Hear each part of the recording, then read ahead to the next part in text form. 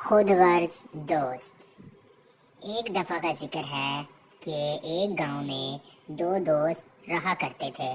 ان کی دوستی بہت پکی اور سچی تھی۔ وہ دونوں ایک دوسرے کے جگری دوست تھے۔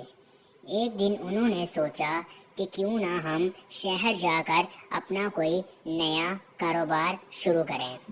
دونوں نے فیصلہ کیا اور اگلے دن سورج نکلتے ہی وہ شہر کی طرف روانہ ہو گئے۔ راستے میں ان کو جنگل سے ہو کر جانا تھا۔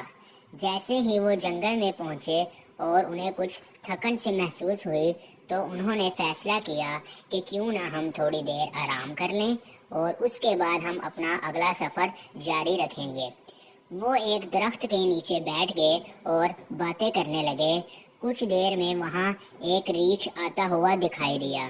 دونوں دوست بہت پریشان ہوئے اور ان میں سے ایک دوست بھاگ کر درخت پر چڑھ گیا، جبکہ دوسرے دوست کو درخت پر چڑھنا نہیں آتا تھا۔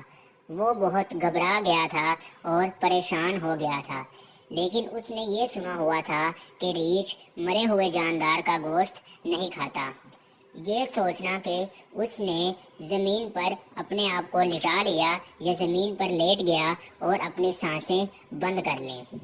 جیسے ہی ریچھ چلتا ہوا اس کے پاس آیا، اسے آ کر سونگھنے لگا اور اس کو یہ محسوس ہوا کہ یہ تو مرا ہوا ہے۔ وہ اسے چھوڑ کر چلا گیا۔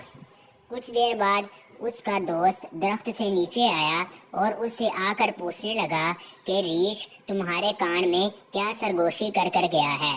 تو اس دوست نے جواب دیا کہ ریچھ نے کہا کہ کبھی بھی کسی خود غرض دوست پر بھروسہ نہیں کرنا چاہیے، اور اصل دوست یا جگری دوست وہی ہوتے ہیں جو مشکل وقت میں آپ کے ساتھ کھڑے ہوتے ہیں، آپ کا ساتھ نبھاتے ہیں۔